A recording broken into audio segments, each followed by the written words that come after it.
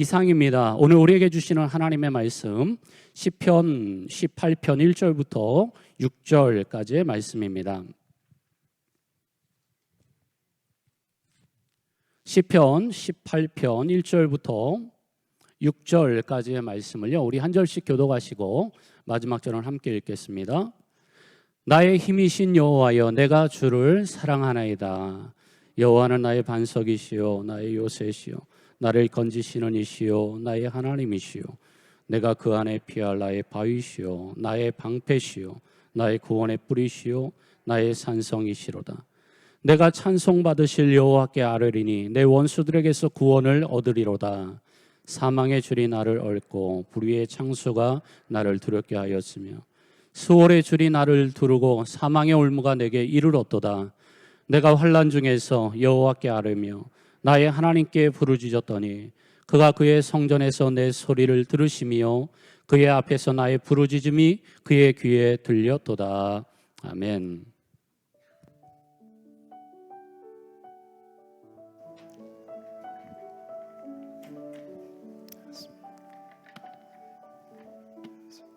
할렐루야. 오늘 주일 예배 오신 성도님들 진심으로 축복합니다. 우리 앞뒤 좌우에 계신 분들하고 한번 성도의 교제 나누시면 좋겠습니다. 우리 서로를 향해서 한번 축복하시면서 악수해 주시고요. 진심으로 환영합니다. 잘 오셨습니다. 예, 이렇게 일어나셔서 이렇게 악수하시는 게 더 좋습니다. 앞으로는 우리 그렇게 하면 좋을 것 같아요. 그래서 너무 반가우셔가지고 서로 이렇게 악수하시는데 너무 감사하고요. 오늘 그 귀한 손님이 오셨어요. 아르헨티나에서 지금 선교하시다가 잠깐 며칠 방문하신 김용준 선교사님, 어제 우리 새벽에도 말씀 전해주셨는데 사모님하고 같이 오셨습니다. 잠깐 일어나시면 우리 박수로 환영하겠습니다. 주님의 이름으로 환영합니다.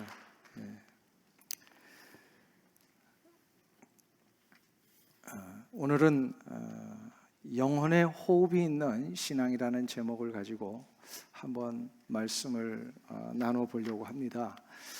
우리가 지금 계속해서 성도가 신앙생활을 한다라고 하는 것은 어떻게 하는 것인가를 계속해서 신앙 시리즈로 살펴보고 있는데요. 오늘은 지난 5월에 걸쳐서 했던 이 기도에 대한 내용을 좀 살펴보려고 합니다. 기도는 이미 말씀드린 것처럼 정의를 한다면 이러한 정의로 기도를 우리가 말할 수 있습니다. 기도는 영혼의 호흡입니다. 그렇죠? 그러니까 기도가 끊긴다라고 하는 것은 우리의 영혼의 무엇이 끊기는 거예요? 호흡이 끊긴 겁니다. 여러분들 지금 다 호흡하고 계시죠? 네. 그 호흡이 지금 만일에 멈춘다 그러면 우리 육체는 어떻게 됩니까? 육체는 목숨을 잃죠. 마찬가지로 우리 영혼도 호흡이 멈추면 어떻게 되죠? 다시 처음부터 다시 물어봐야 될 것 같아요. 우리 육체의 호흡이 멈추면 어떻게 되죠? 예, 육체가 죽는 겁니다. 영혼의 호흡이 멈추면 어떻게 됩니까? 영혼이 죽습니다. 자, 그러면 호흡을 멈추면 될까요? 안 될까요? 영혼의 호흡을 멈추면 됩니까? 안 됩니까? 안 되죠? 영혼의 호흡은 기도라고 했습니다. 기도가 멈춰진다면 그의 영혼은 죽습니다. 이것을 우리는 심각하게 생각하셔야 합니다. 육체로는 여전히 호흡을 하고 있고 우리의 육체는 여전히 생활을 하고 있는 것 같지만 영혼이 피폐해지는 분들이 너무 많아요. 왜 그럴까요? 내 영혼의 호흡을 하고 있는지조차도 점검을 못하고 살기 때문에 그렇습니다. 그런 의미에서 기도가 끊어지지 않아야 성도는 그 생명의 능력을 유지하며 살 수가 있습니다. 이 생명의 호흡, 기도의 호흡을 놓치지 않고 한평생 살았던 사람 중에 한 사람이 바로 다윗입니다. 다윗은 그 이름과 명성과는 좀 다른 그의 인생에 있어서는 수도 없는 고난과 아픔의 시간을 가졌습니다. 다윗 하면 참 이스라엘의 위대한 왕이고 궁정에서 생활했고 뭐 이렇게 부귀와 영화까지도 누렸던 그런 사람이라고만 생각하지만 실제로 그걸 누리며 살기는 했습니다. 그러나 다윗의 일생을 보면요, 굉장히 고난이 많았어요. 왕 위에 올라가서 그가 하나님 앞에 부름 받는 날까지도 궁정에서도 고난이 많았습니다. 그런데 어떻게 이 다윗이 그 어린 시절 기름 부음 받은 이후부터 도망자의 삶을 7년이나 살았고, 죽음의 위협과 고통과 왕이 되고 나서도 왕 앞에 반란이 일으켜가지고 도망까지 갔던 그런 사람, 자식들이 그냥 서로 싸움해가지고 한평생 자식에 대한 마음 편할 날이 없었던 다윗, 이런 다윗이 그런데 어떻게 성경에 보면 다윗은 승리자로 표현이 됩니다. 인생을 승리로 이끈 자로 성경에서는 말씀합니다. 어떻게 다윗이 이 승리의 삶을 살 수 있었던 것일까요? 그게 바로 힘들고 어려운 가운데도 영혼의 호흡을 끊이지 않고 계속해서 이루었기 때문입니다. 기도의 삶을 살았던 거예요. 그래서 이 기도의 삶을 그가 살 수 있었던 그의 기도의 내용은 과연 무엇이었기에 영혼의 호흡이 끊이지 아니하고 이 기도를 할 수 있었던 것일까? 오늘 본문에 보면 몇 가지가 나오고 있습니다. 우리 지난 5월의 기도에 대한 이야기들을 정리해 보시면서 오늘은 또 추가적으로 우리의 기도 가운데 어떤 내용이 하나님 앞에 올려져야 영혼의 호흡이 계속될 수 있는 것인가를 한번 생각해 보셨으면 좋겠어요. 첫 번째 내용입니다. 오늘 본문에 보면요, 우리의 기도 속에는요, 주님에 대한 사랑의 고백이 시작이 되어야 된다, 이렇게 말씀합니다. 한번 따라 하실까요? 주님에 대한 사랑의 고백을 시작하자. 오늘 그 본문이 1절입니다. 우리 1절 말씀 다 같이 한 목소리로 봉독하겠습니다. 나의 힘이신 여호와여, 내가 주를 사랑하나이다. 아멘. 다윗은 지금 하나님 앞에 기도를 하면서요, 다른 어떠한 것도 먼저 올리기 전에 이 사랑에 대한 고백을 먼저 합니다. 하나님, 내가 하나님을 사랑합니다. 나의 힘이신 여호와여, 내가 주를 사랑하나이다. 다윗의 이 주님에 대한 사랑의 고백, 하나님에 대한 사랑의 고백은 조건적인 사랑이 아닙니다. 나를 환난이나 고통에서 구해주신 것 때문에 하나님 나 사랑하시는군요, 이런 것 가지고 사랑합니다 고백한 게 아니에요. 이 사랑에 대한 고백은요, 먼저 하나님이 자신에게 주신 사랑 때문에 감격하여 올리는 사랑 고백입니다. 어떤 사랑을 먼저 주셨습니까? 자기가 자격도 없고 하나님을 알지도 못했을 때 먼저 하나님이 자신을 찾아오셔서 사랑하셨고, 사랑하실 뿐만 아니라 그를 하나님의 자녀 삼으셨다라고 하는 이 근원적인 하나님의 사랑에 대한 고백, 이걸 아니까 하나님 사랑합니다, 이 고백을 할 수 있는 거예요. 이 사랑을 알면 이 사랑을 확신하잖아요. 그러면 의심이 안 됩니다. 그죠? 때로는 하나님이 우리의 삶 속에 좀 묵묵부답으로 계신 것 같아도 우리는 한 가지를 분명히 믿으니까, 하나님 나를 사랑하시니까. 이 사랑에 대한 고백이 내 마음속에 다시금 하나님 나 사랑하시니까 감사합니다, 나도 하나님 사랑합니다. 이거는 조건적인 그런 어떤 여건이나 나의 삶에 뭔가 이루어져서 하는 고백이 아니에요. 이거는 근원적인 고백입니다. 하나님 사랑합니다. 이 사랑이 기본이 되면요, 어떤 능력이 되냐면 담대해지고 두려움이 없어집니다. 남편이 아내를 사랑하고 아내가 남편을 사랑하면 남편이 돈 조금 못 벌어와도 어떻게 돼요? 문제가 되지 않습니다. 그렇죠?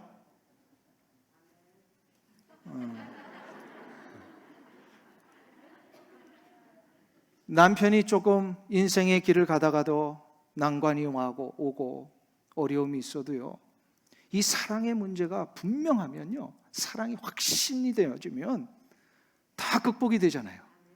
아멘이죠. 그 헨리 나우엔이라고 유명한 영성 신학자가요, 하나님의 사랑을 번지 점프에 비유를 했어요. 번지 점프 뭔지 아시죠? 저 높은 곳에서 줄 매달아 놓고 쫙 이렇게 점프하는데, 번지 점프를 하면 죽어요, 안 죽어요? 안 죽습니다. 왜요? 줄이 달려 있기 때문에. 하나님의 사랑을 거기에 비유를 했어요. 그래서 처음에 번지 점프를 할 때는요, 엄청 두렵습니다. 그러나 일단 믿고 놔버리니까 어떻게 되는 거예요? 내려가는 동안에 스릴이 넘치고, 좀 두렵지만 스릴이 있은 후에는 어떻게 해요? 딱 어떤 지점에 가면 안심이 되는 거예요. 하나님의 사랑을 믿는다면, 내가 정말 하나님의 사랑에 매여 있는 자가 맞다면 한번 다른 모든 거 붙들고 있는 걸 한번 쫙 놔보세요. 놀 때는 좀 떨리지만 스릴이 있습니다.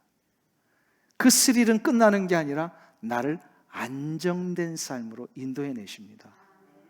참, 그래서 헨리 나우엔 박사가 이렇게 하나님의 사랑을 번지 점프에 비유한 건 너무 실제적인 그 와닿는 비유였어요.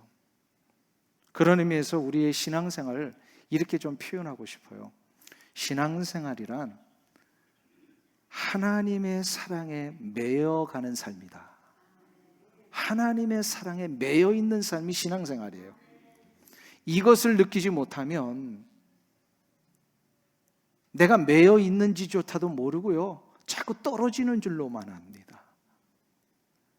이것이 하나님이 딱 나를 붙들고 계시는 것인데, 이거를 깨닫지 못하면요, 그냥 떨어져 죽는 줄 알아요. 위기가 오고 낙심이 올 때. 그래서 우리 복음송 중에 그런 복음송 혹시 아세요?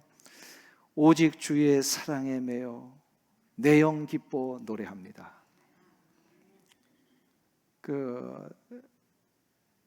언젠가 선교사님이 오셔서 파송 받으실 때 이 찬양을 부르며 파송을 받으셨다는 얘기를 듣고서 제가 참 감동했어요.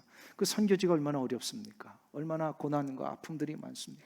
근데 그 모든 것을 다 이겨낼 수 있는 유일한 힘은 하나님의 사랑에 매여 있다라는 거예요. 그렇구나. 그래서 거기 그 찬양에 보면요, 오직 주의 사랑에 매여 내 영 기뻐합니다. 이 소망의 언덕 기쁨의 땅에서 주께 사랑드립니다.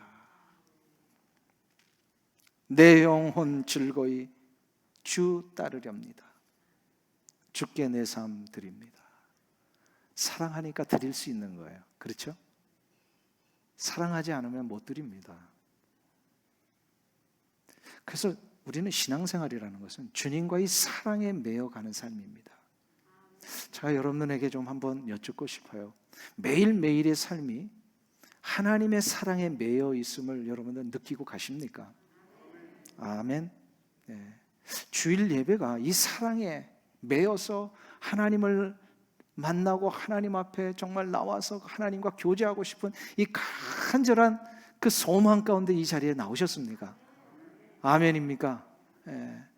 우리 어저께 김 집사가 전화하니까 나도 그냥 같이 오늘 나올 수밖에 없는 그런 끌려 나오신 분이 계시다면요, 뭐 안 나온 것보다는 낫습니다. 그러나 이제는 한 단계 더 나아가서 누군가로부터 끌려서 나오는 게 아니라 하나님에 대한 이 사랑에 매여서 하나님과 인격적으로 만나는 이 예배의 시간을, 내가 이 자리에 서지 않으면 견딜 수 없는 이 간절한 마음 때문에 예배를 나오신다면요, 하나님이 얼마나 여러분을 기뻐하시겠습니까? 아멘입니까? 그래서 늘 일상의 삶에서 하나님의 사랑 때문에 설레는 마음으로 하나님과 대화하고, 하나님 이 상황에서 어떻게 할까요? 하나님의 사랑에 늘 매여서 내가 가고 있는 이 삶, 저 상황까지 어떻게 내가 갈 수 있는 건가요? 나를 도와주실 거지요? 라고 하면서 늘 주님과 이 사랑의 고백을 나누며 나갈 수 있다면, 여러분은 기도 속에 주님에 대한 사랑의 고백을 하시는 분입니다. 사랑하는 남편이나 아내, 사랑하는 청춘 남녀가 그 관계를 유지하는 유일한 비결은요, 필요의 관계 때문에 이루어지는 게 아니라 사랑의 관계 때문에 이루어지는 거죠. 그죠? 그러니까 내가 무엇을 필요로 해서 만일에 만나고 있다면요, 그건 사랑의 관계가 아니고 곧 끊어집니다. 깨집니다. 그러나 그 관계가 사랑의 관계로 만날 때는요, 필요가 채워지지 못해도 사랑이 그 모든 것을 다 덮습니다. 사랑은 허다한 죄악과 모든 것들을 다 덮습니다. 그렇기 때문에 우리의 일상의 삶은요, 제일로 중요한 게 사랑에 매여 있어야 돼요. 그래서 우리가 주님과의 관계에서 기도 생활을 할 때에 제일 먼저 표현해야 할 것은 하나님 이거 좀 주세요가 아니라 하나님 사랑합니다. 이것이 우리의 기도 속에 하나님 앞에 올려지기를 시작할 때에 여러분들은 그 어떠한 삶의 변화와 또 혹은 위기와 고통이 올지라도 거기서 흔들리지 않냐고 승리할 수가 있습니다. 이게 다윗의 승리의 비결이었어요. 그럼 다윗은 그럼 두 번째로 어떤 기도를 했는가? 오늘 본문에 보면요, 이 사랑의 고백을 한 다음에 하나님을 찬송하는 기도를 올립니다. 오늘 2절과 3절을 한번 보실까요? 2절과 3절의 말씀을 한 목소리로 봉독합니다. 여호와는 나의 반석이시요 나의 요새시요 나를 건지시는 이시요 나의 하나님이시요 내가 그 안에 피할 나의 바위시요 나의 방패시요 나의 구원의 뿌리시요 나의 산성이시로다. 내가 찬송받으실 여호와께 아뢰리니 내 원수들에게서 구원을 얻으리로다. 아멘. 다윗은 사랑의 기도를 하나님 앞에 올린 후에 곧바로 찬송의 기도를 시작을 합니다. 찬송의 기도란 무엇을 말하는 것일까요? 이미 여러 번에 걸쳐서 말씀드렸습니다만 하나님의 그 전능하심, 하나님의 그 놀라우심, 오늘 장로님의 기도 속에서도 표현하셨잖아요. 그 하나님의 사랑과 은혜의 높이와 길이와 넓이와 깊이를 헤아릴 수 없는 다음이 없으신 하나님의 사랑의 역사. 그래서 우리에게 허물이 있고 부족해도 자비와 긍휼을 베푸시기에 조금도 인색함이 없으신 하나님, 그 하나님의 사랑의 역사를 생각하니까 감격스러운 거예요. 그래서 이 감격에 주체할 수 없어서 이 은혜와의 감격을 하나님 앞에 입술로 고백하며 올려드리는 것. 하나님은 나의 삶에 지난 한 주간 동안 이루한 분이셨습니다. 이거 여러분들 고백하시잖아요. 그게 찬송의 기도예요. 하나님 지난 1년 동안 나의 삶에 먹을 것과 마실 것과 입을 것을 주셨고, 이렇게 척박한 땅에서 이민자로 사는 동안에 나의 자녀들을 양육할 수 있었으며 땀 흘려 일할 때마다 열매 맺고 내가 이렇게 안정된 생활을 할 수 있게 해주신 하나님, 생각해 보니까 이거는 은혜가 아니고선 설명할 길이 없어요. 그래서 그 하나님의 은혜를 올려드리는 건 하나님의 은혜였습니다. 하나님의 인도하심의 역사였습니다. 이거를 기도 속에 고백하는, 이게 찬송의 기도예요. 찬송이란 하나님을 높여드리고 하나님을 올려드리는 기도잖아요. 다윗은 인생의 구비구비마다 얼마나 고생을 많이 했던 인생이에요. 배신도 당해보고 상처도 받고 죄도 지어보고 하여튼 할 건 다 했어요. 다윗도 보니까. 그런데도 그가 한 가지 놓치지 않냐고 하나님 앞에 늘 인생의 승리자로 설 수 있었던 거, 바로 되돌아보니 하나님의 베푸신 은혜가 아니고선 설명할 길이 없습니다. 그러면서 오늘 본문 2절에서 그 얘기를 하는 거예요. 여호와는 나의 반석이시오. 여기서 반석이라고 하는 표현은요, 전쟁 용어예요. 적과의 싸움에서요, 적으로부터 화살이 막 날라올 때 그걸 피하는 방법은요, 바위 뒤에 숨는 거예요. 그럼 화살을 다 막아줘요. 하나님이 자신의 인생의 역사 속에 그런 바위와 같은 분이셨다는, 어느 누가 쳐들어와도 결코 흔들리지 않는 위대한 요새와 산성 같으신 분, 하나님께로 피하기만 하면 어떠한 고통과 아픔이 몰려올지라도 나는 흔들리지 않을 수 있었습니다. 하나님이 나의 산성이시여 요새이셨기 때문입니다. 지금 그걸 고백을 하는 거예요. 고백. 어느 상황 어떤 형편에서든지 나를 저 깊은 수렁에서부터 구원해내신 구원의 뿔과 같으신 하나님, 이거를 기도 속에 올려드린다라고 하는 것은요, 이러한 표현을 우리가 배워서 우리도 똑같이 하라 그런 얘기가 아니에요. 이건 다윗의 표현이에요. 다윗의 신앙 간증이에요. 그러면 우리는 어떻게 되냐? 나의 신앙 간증이 퍼져야 합니다. 그래서 이런 표현들은 단순히 미사여구가 아니고요, 어떤 문학적인 신앙송이 아니라 하나님을 향하여 올려드린 내 영혼의 간증입니다. 그래서 기도 속에 간증을 하셔야 돼요. 하나님, 이렇게 나를 인도하셨군요. 이러한 간증이 올려질 때에, 그래서 어느 곳에서도 흔들리지 않고 나를 지키신 하나님의 귀한 역사들을 고백할 때에 그 기도를 하나님이 기뻐하십니다. 놀라운 사실은 그렇게 하나님이 입술로 고백하는 그의 인생 속에 그 입술의 표현대로 삶을 이루어 주십니다. 놀라운 은혜 아닙니까? 그래서 히브리서에서도 보면은요, 믿음은 바라는 것들의 실상이요 보지 못하는 것들의 증거라 그랬어요. 그러니까 믿음이라고 하는 것은요, 이미 내게 베풀어 주신 그 은혜의 역사들을 되돌아보면서 앞으로 내게 이루실 하나님의 역사들을 기대하며 나가는 겁니다. 근데 기대하는데 먼 시점을 미래의 일로만 여기는 게 아니라 이 기도의 내용들을 현재적인 시점으로 가져와서 이미 이루어 주신 것으로 믿는 것을 얘기합니다. 이게 믿음은 바라는 것들의 실상입니다. 바란다라고 하는 것은 미래의 일이지만 실상이라는 것이 현재적인 거예요. 그래서 하나님께서 이사야 57장에 의하면 이 말 안 듣고 패역하고 우상숭배에 빠져있고 하나님 앞에 불평불만이나 쏟아내고 하나님이 버젓이 살아계심에도 불구하고 하나님이 없는 것처럼 이렇게 막 살고 있는 죄 가운데 빠져있는 이스라엘 백성들에게 아주 준엄하게 한 가지 선언을 하십니다. 그게 바로 뭐냐면 하나님이 누구이신지를 선포케 하셔요. 이사야 선지자를 통하여. 이사야 57장 19절에 보면 하나님이 입술에 열매를 짓는 나 여호와가 말하노라 이렇게 얘기를 하세요. 입술에 열매를 짓는 나 여호와가 말하노라. 이게 무슨 얘기입니까? 입술의 열매, 누가 입술의 열매를 짓게 해주신다고요? 하나님이. 그러면 그 입술의 열매를 바라는 사람들은 누구예요? 예, 우리예요. 우리 이스라엘 백성들. 너희들이 그렇게 패역하고 부정적이고 하나님을 모르는 자처럼 우상숭배에 빠지고 죄 가운데 빠져서 죄된 이야기만 한다면 그 말의 열매대로 되리라, 이 이야기를 하시는 거예요. 이게 얼마나 무서운 말씀이세요? 그럼 반대로 이스라엘 백성들 가운데 하나님을 제대로 섬기는 자가 없지만 그래도 소수의 하나님을 섬기는 사람들이 하나님을 찬양하고 하나님을 높이며 하나님만이 우리의 유일한 산성이시요 바위시요 피할 유일한 피난처가 되십니다. 이걸 고백하는 자에게는요, 그 입술의 열매대로 되리라, 이 얘기를 하시는 거예요. 지금 이거를 일찍이 깨달았던 지혜자가 바로 솔로몬입니다.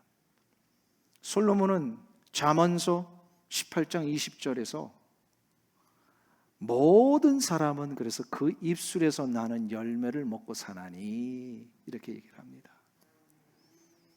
사랑하는 성도님 여러분, 지금 하나님이요 이스라엘 백성들의 두 가지 중에 하나 선택하라고 말씀하시는 거예요. 너희는 입술의 열매 어떤 거 먹고 살래? 하나님을 거역하고 하나님 영광을 가리는 그런 말과 표현을 하면서 그거 그대로 먹고 살래? 아니면 하나님의 영광을 드러내고 하나님의 그 섭리와 인도하심 속에 나를 지키시고 인도하신 바위가 되시고 산성이 되신 하나님의 은혜의 역사를 그대로 열매로 먹고 살래? 1번 하나님 거역하는 말, 2번 하나님 영광 돌리는 말. 여러분은 어떤 거 선택하실래요? 이거는 국민학교만 나와도 다 선택할 수 있는 판단이 됩니다. 그죠? 2번이죠. 2번이에요. 그런데 이스라엘 백성들은 얼마나 어리석은지요. 이렇게 말씀하셨는데도 자꾸 1번을 선택을 했어요. 눈에 보이는 것 때문에, 자극적인 것 때문에, 그냥 감각적인 것을 자꾸 추구하면서 1번을 선택하며 살았어요. 그러니까 결국 못 돌아오니까 어떻게 돼요? 저들이 바벨론 포로로 잡혀가잖아요. 우리 오렌지 카운티 한인교회 성도님들은 다 지혜로운 분이 되시는 줄 믿습니다. 그리하여 하나님이 기뻐하시는 말, 그래서 그 입술의 열매를 지으시는 여호와 하나님, 그 지으신다는, 그대로 만들어 주신다라는 뜻이에요. 그 입술의 열매를 만들어 주시는 하나님의 역사 가운데 생명과 회복과 치유와 섬김과 사랑의 말이 우리 가운데 나오므로 그 열매를 먹고 사시는 은혜가 있기를 축원합니다. 마지막 세 번째로 어떠한 기도를 우리가 올려드려야 되느냐. 오늘 본문에 보면 환난과 고통 속에서 건진받는 이 기도를 위해서는요, 하나님 앞에 부르짖는 기도를 시작을 해야 합니다. 부르짖는 기도. 우리 6절을 한번 보겠습니다. 6절 말씀 같이 한 목소리로 봉독합니다. 내가 환난 중에서 여호와께 아뢰며 나의 하나님께 부르짖었더니 그가 그의 성전에서 내 소리를 들으시며 그의 앞에서 나의 부르짖음이 그의 귀에 들렸도다. 아멘. 다윗은 기도의 용사였는데요, 특별히 부르짖는 기도의 용사였습니다. 부르짖는 기도가 왜 중요하냐면 부르짖는 곳에는 간절함이 실리기 때문에 그렇습니다. 예레미야 33장 3절에 너희는 내게 부르짖으라 내가 내게 응답하겠으며 내가 알지 못하는 크고 비밀한 일을 내게 보이리라. 이건 약속입니다. 하나님의 부르짖는 자에게는 응답하시겠다 약속을 하셨어요. 왜냐하면 그거는 진짜 간절한 거니까. 거짓이 아니에요. 진짜 부르짖는 것은 진심이에요. 그렇기 때문에 하나님이 그 기도를 응답하시겠다고 약속하십니다. 물론 모든 기도가 다 부르짖어야 되는 것은 아닙니다. 깊은 주님과의 묵상과 대화를 통하여서 기도를 해야 되는 때도 있습니다. 주님의 음성 듣기 위해 아무도 없는 곳에서 나만이 홀로 주님을 독대하며 조용히 내 영혼 속에 음성을 들려주시는 하나님의 역사를 기다리는 기도도 있습니다. 이런 기도를 묵상의 기도라고 합니다. 그러나 때로는 부르짖어야 할 때가 있습니다. 내 인생에 가장 절박한 순간이 왔을 때, 생명의 경각이 달려 있을 때에, 인생의 위기로 인하여 큰 전환점이 있을 때에, 이럴 때는요 그냥 체면 차릴 필요가 없는 거예요. 정말로 내 영혼 속에 우러나오는 간절한 소망을 하나님 앞에 담으면서 그냥 하나님 앞에 막 부르짖는 이 기도를 해야 합니다. 부르짖는 기도는요 하나님이 결코 외면하지 않으세요. 이런 간증을 한다면 정말로 수도 없는 간증을 여러분들도 하시잖아요. 많이 이 부르짖음의 기도 응답 역사를 받으신 분들 우리 교회 안에 너무 많아요. 보니까 너무 많아요. 특별히 이 부르짖는 기도에 대해서 지난 5월에 2번에 걸쳐서 기도하는 신앙이라는 제목으로 제가 말씀을 전했습니다. 나중에 그 기도하는 신앙을 우리 교회 홈페이지를 통해서 한번 찾아서 다시 들으시면 좋겠는데요, 그래도 안 들으실 분을 위해서 제가 그때 했던 내용을 간단하게 요약을 하면 겁니다. 이 부르짖는 기도는 3가지 단계를 걸쳐서 해야 된다 그랬습니다. 근데 그 첫 번째 단계가 뭐냐면 일단은 입술을 벌려서 기도를 시작하는 겁니다. 그냥 처음부터 부르짖는다 해서 막 소리를 내고 그런 게 아니라 내 입술을 벌려 먼저 기도를 시작하는 거예요. 하나님은 우리의 마음속에 있는 소원을 우리가 구하지 않아도 아시지만, 그러나 입술을 벌려 구하는 것을 더 기뻐하십니다. 그래서 기도를 할 때는요 이 입술을 벌려 기도하는 이 부르짖는 기도의 첫 번째 단계에서 입술로 먼저 기도를 시작을 하라. 근데 두 번째는 입술로 기도를 할 때에 우리의 영혼과 마음이 담겨지고 하나님 원하시는 기도가 되기 위해서는요 성령님의 인도하심을 받으며 기도하셔야 합니다. 그래서 기도는요 그냥 내 육신의 힘으로 하는 게 아닙니다. 반드시 기도하는 그 가운데 내 마음속에 성령님 도와주세요, 이 기도를 하나님이 원하시는 뜻대로 할 수 있도록 인도해 주세요 라고 하는 이 간절한 요청과 소망을 가지고요 성령의 인도하심을 구하며 나갑니다. 그러면 성령의 인도하심은 너무 다양하게 나타나세요. 내 마음에 막 감동을 주셔서 내가 생각하지도 못한 기도를 막 하게 하시고요, 어떨 때는 이 내 마음속에 큰 하나님이 기뻐하신다는 이 막 감동을 주시기도 하고요, 어떤 경우에는 기도하는 가운데 나도 모르게 방언이 터지기도 하고, 어떤 경우는 막 입신을 하기도 하고, 앞날에 대한 확신을 막 주시기도 하고, 이런 그 기도의 역사들이 성령의 인도하심을 따라 기도할 때 일어납니다. 근데 이 모든 것이 진짜 성령의 인도하심을 따라 기도하고 있다면 한 가지 증거가 최종적으로 나타납니다. 성령의 인도하심을 받을 때는 성령은 위로의 영이라고 그러셨잖아요. 그러니까 기도하는 가운데 마음의 평안과 기쁨이 있습니다. 분명히 기도하면서 마음의 평안과 기쁨이 있다면 그 기도는 성령의 인도하심을 받는 기도입니다.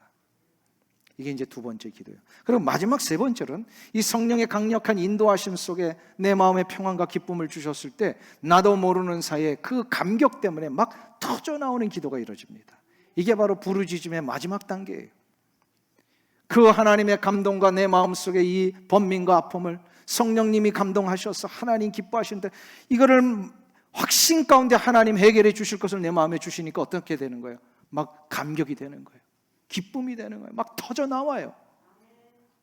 이거는 옆에 있는 누가 막 신경 쓰지도 않을 수 있어요. 그냥 뭐 다른 사람 막 신경 쓰이는 기도가 아니에요. 나도 모르는 사이에 막 터져 나오는 이 기도. 그래서 나의 마음속에 우리 주님과 하나가 되는 기도. 세상은 진짜 간 곳 없고 오직 구속한 주만 보이는 기도. 이것이 내 기도 속에 이루어집니다. 이게 이제 지난 5월에 두 번에 걸쳐서 말씀드린 이 기도, 부르짖는 기도의 단계, 세 번째 단계까지 왔는데요. 여기서 한 가지를 더 오늘 좀 나누고 싶은 게 있어요. 그게 바로 뭐냐면, 중요한 것은 아까 조용한 이 묵상의 기도나 정말 성령의 감화 감동을 통하여 나도 모르면서 막 터져 나오는 이 부르짖는 기도나, 둘 다 이 모든 기도는요 힘을 써서 해야 된다라는 겁니다. 묵상 기도는 가만히 이렇게 기도를 하니까 힘이 안 들어가는 것 같지만 실은요 이 묵상 기도는요 더 힘이 들어가야 돼요. 원래 묵상 기도를 잘못하면 대부분 어떻게 될까요? 대부분 묵상 기도를 잘못하면 그 첫 번째 증상은요 좁니다. 졸아요. 근데 그 조는 게 영적으로 가만히 보세요. 그 기도를 제일로 싫어하는 자가 누구죠? 마귀니까. 그러니까 영적으로 해석을 해야 돼요. 그러니까 졸음도 어떨 때는 마귀가 주는 경우가 있어요. 그러니까 기도를 못하게 막. 이게 묵상의 기도가 그래서 영성이 아주 잘 준비된 사람들이 해야 돼요. 원래 이 묵상 기도는. 그냥 아무나 묵상 기도 뭐 그냥 가만히 눈 감고 하면 된다. 이게 묵상 기도가 아니에요. 성경에서의 묵상은 뭐예요? 하가라 그래서요. 입술을 벌려서 말씀을 되새기는 게 원래 묵상이에요. 그러니까 여호와의 말씀을 주야로 묵상하는 자로다라고 하는 시편의 그 묵상이 무슨 뜻이냐면 히브리어로 하가인데 그는 입술을 벌려 말씀을 되새기는 걸 얘기를 합니다. 그러니까 묵상 기도라고 하는 것은 그냥 가만히 침묵만 하는 게 묵상 기도가 아니고 말씀에 근거해서 그 말씀을 되새기며 하나님과 깊은 영적인 교제를 하는 게 묵상의 기도입니다. 이거 잘못하면 대부분 다 어떻게 된다? 따라하겠습니다. 좁니다. 그러니까 이건 아무나 할 수 있는 기도가 아니에요. 정말로 신앙의 연륜이 오래되시고 이 기도의 생활 깊으신 분들이 해야 그 묵상의 기도는 더 깊어집니다. 그러기 위해서는요 힘을 써서 해야 돼요. 맹 놓고 그냥 묵상하면 다 이렇게 기도에 실패한단 말이에요. 자, 그런데 부르짖는 기도도 이 힘을 써서 기도를 해야 돼요. 개혁교회 전통에는 아주 중요한 전통 하나가 흐르고 있습니다. 바로 기도하고 노동하라라고 하는 유명한 모토가 있어요. 라틴어로 오라 et 라보라라고 하는 표현이 있습니다. 오라라고 하는 것은 기도하라라는 명령어예요. et는 and예요. 그리고 라보라, 이 라보라라고 하는 단어에서 영어 labor가 나옵니다. 그러니까 뭐예요? 힘을 써서 일을 하는 걸 얘기를 합니다. 노동하는 겁니다. 즉 개혁교회의 전통 속에는요 기도하는 삶과 노동하는 삶이 다르지 않았다라는 겁니다. 그래서 캐톨릭만 수도원이 있는 것이 아니라 이 개신교 전통 속에서도 수도원들이 많이 있거든요. 이 개신교 수도원에 들어가면요 무조건 일정량의 일을 해야 합니다. 밭을 갈기도 하고 수도원에 가서 기도하려고 했지만 기도 시간 따로 떼면서 노동하는 시간을 다 요구를 해요.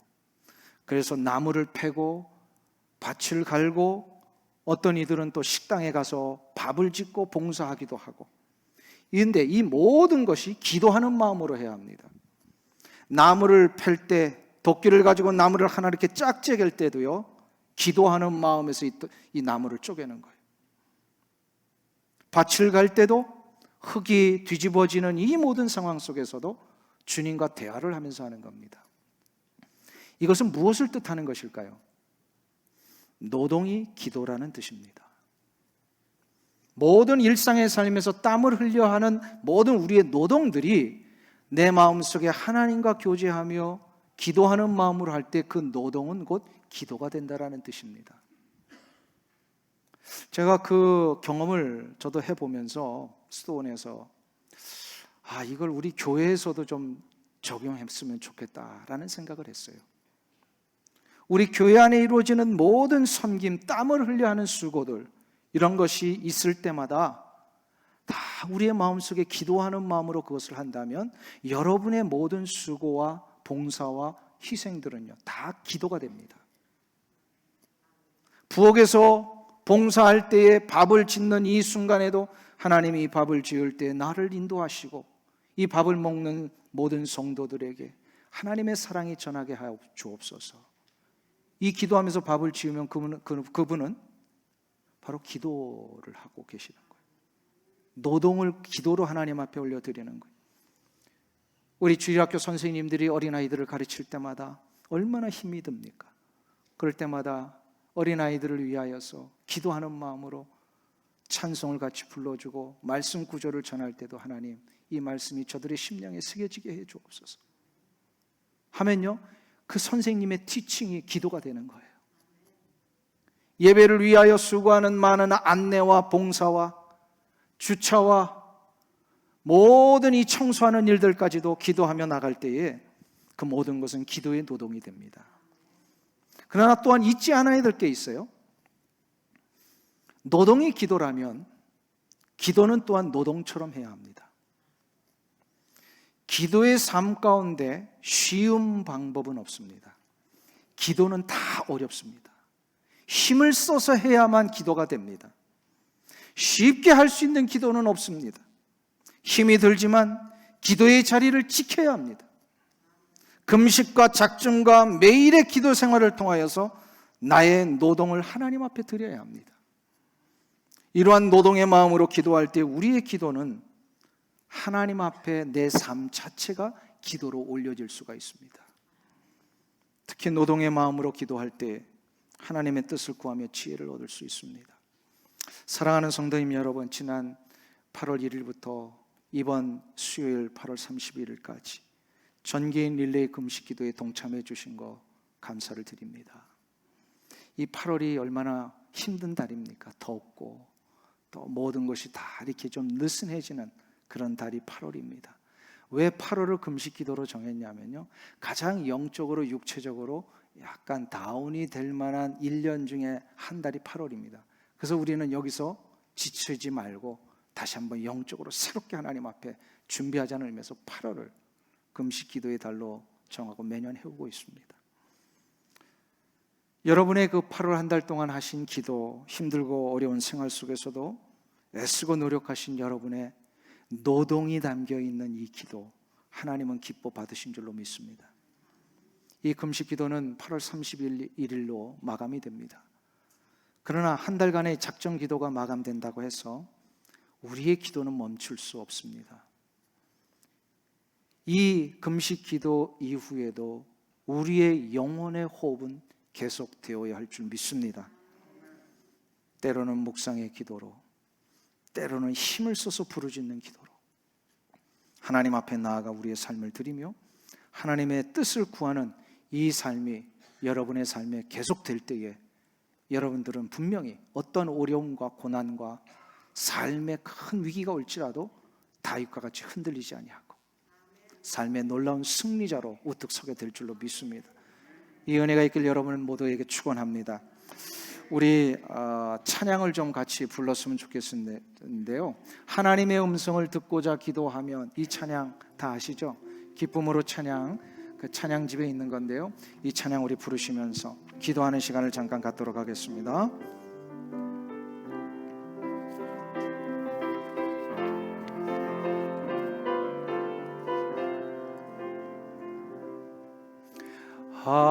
하나님의 음성을 듣고자 기도하며 귀를 기울이고 나의 기도를 들어주신다네. 깊은 웅덩이와 수렁에서 끌어주시고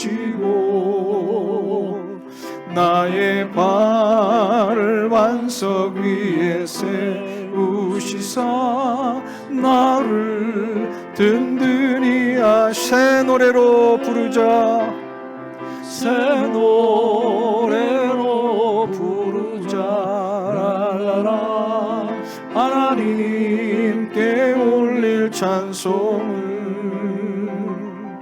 새 노래로 부르자. 하나님 사랑. 주를 의지하고 교만하지 않으면, 주를 의지하고 교만하지 않으며 거짓에 치우치지 아니하며 복이 있으리라. 여호와 나의 주는 크신 권능의 주라. 그의 크신 권능으로 우리들을 사랑하여 주시네. 새 노래로, 새 노래로 부르자. 랄랄라. 하나님께 올릴 찬송을 새 노래로 부르자. 하나님 사랑을. 이 시간 우리 한번 기도하는 시간 갖도록 하겠습니다. 오늘 다윗이 하나님 앞에 했던 고백과 같이 우리가 정말 먼저 어떤 기도를 하나님 앞에 올리기도 전에 하나님에 대한 이 근원적인 사랑에 대한 감사의 고백을 올리면서 하나님 사랑합니다, 이 고백을 올리시고요. 두 번째로는 찬송의 기도. 하나님 내게 베풀어 주신 은혜, 역사, 나의 삶의 모든 것 하나님 감사합니다 하면서 하나님 앞에 영광을 올려드리는 두 번째 기도. 그리고 세 번째로 여러분의 가장 절박한 삶의 문제가 있다면 여러분의 개인의 육체와 마음의 문제를 포함해서 물질과 관계와 우리 자녀들의 문제까지 모든 문제들 이 시간 하나님 앞에 올려드리며 한번 이 세 가지의 내용을 하나님 앞에 간구하며 나가도록 하겠습니다. 같이 합심하여 기도합니다. 하나님 아버지여, 은혜와 사랑을 감사합니다. 주님은 나의 힘이시며 능력이시며 나의 구원자이심을 하나님이여 감사합니다. 하나님을 사랑합니다. 나를 사랑하셔서 찾아오시고 구원하셔서 하나님이여 정말로 이 놀라운 사랑의 역사를 이루어 주셨는 감사를 드립니다. 하나님 아버지, 이제 나의 모든 삶을 지금까지도 인도하신 하나님 앞으로도 그 은혜의 역사를 나의 삶 가운데 이루어 주실 것을 믿습니다. 나의 건강과 나의 모든 인생의 길을 또 나의 자녀와 우리 가정들을 하나님 인도해 주실 것을 믿습니다. 아버지 하나님, 이 시간에 기도하고 소망, 오늘도 하나님 머리 숙여 기도하는 우리 성도들 한 사람 한 사람 붙들어 주시고 그들의 모든 삶 가운데 하나님의 간구하는 모든 제목들 다 응답하셔서 하나님의 걸어가시는 은혜 가운데 정말로 새로워지며 회복되는 귀한 역사가 있게 하시고 정말로 자녀와 인생의 길과 저들의 육체와 앞으로 나가야 할 모든 일들 속에서 정말 하나님의 그 놀라운 하나님의 역사를 믿음으로 바라보며 승리하여 입술의 열매를 맺는 우리 성도들 다 되게 하여 주시옵소서. 하나님만 도와주시고 간절히